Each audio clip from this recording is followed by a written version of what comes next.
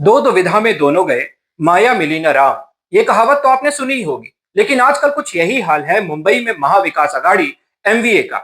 वैसे तो राम के नाम का कॉपीराइट किसके पास है, ये मुझे आपको बताने की जरूरत नहीं है।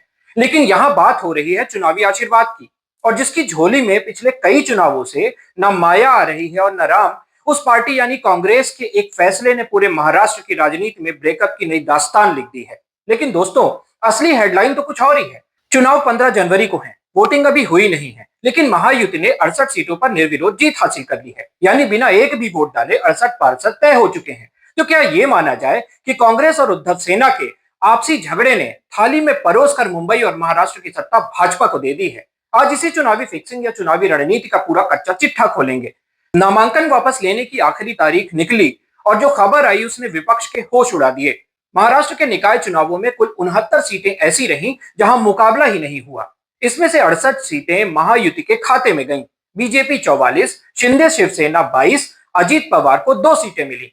सबसे बुरा हाल कल्याण और डोंबिवली का है, जहां भाजपा ने एक तरफा झंडे गाड़ दिए। अब विपक्ष इसे लोकतंत्र की हत्या कह रहा है। संजय राउत और उद्धव ठाकरे का आरोप है कि विपक्षी उम्मीदवारों को 1 से 5 करोड़ रुपए का प्रलोभन दिया गया या फिर केंद्रीय एजेंसियों यानी ईडी और सीबीआई का डर दिखाकर नाम वापस कराए गए। ये अपने विरोधी दल के उम्मीदवार को भी खरीद लेते हैं या दहशत में लाकर उनसे नॉमिनेशन पीछे लिया जाता है। हड़कंप इतना मचा कि राज्य चुनाव आयोग यानी एसईसी को खुद मैदान में आना पड़ा। आयोग ने इन 68 सीटों के आधिकारिक नतीजों पर रोक लगा दी है और जांच के आदेश दिए हैं। लेकिन मनोवैज्ञानिक तौर पर महायुति ने यह मैच शुरू होने से पहले ही जीत लिया है। अब सवाल यह है कि विपक्ष इतना कमजोर क्यों पड़ा? इसकी बड़ी वजह है बिखराव। 20 दिसंबर को कांग्रेस ने अकेले लड़ने का ऐलान करके एनडीए गठबंधन की नींव हिला दी। कांग्रेस को डर था कि उद्धव और राज ठाकरे की बढ़ती नजदीकियों से उनका मुस्लिम और उत्तर भारतीय वोट छिटक जाएगा। कांग्रेस अब प्रकाश आंबेडकर की वीबीए के साथ अपनी खिचड़ी अलग पका रही है। नतीजा, इस बार बीएमसी चुनाव में उम्मीदवारों की संख्या में 24% की गिरावट आई है।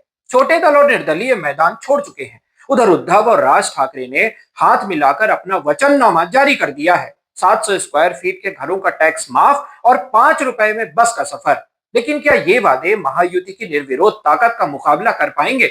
चलिए जरा गणित समझते हैं। 2017 में भाजपा और शिवसेना अलग लड़े थे। तब उनके बीच सिर्फ 2 सीटों का अंतर था। भाजपा ने 82, शिवसेना ने 84 सीटें जीती थी। आज स्थिति यह है कि एंटी बीजेपी वोट 2 हिस्सों में बढ़ चुका है। एक तरफ उद्धव, राज ठाकरे और शरद पवार की एनसीपी, जिसे सिर्फ 10-12 सीटें ही दी गई हैं।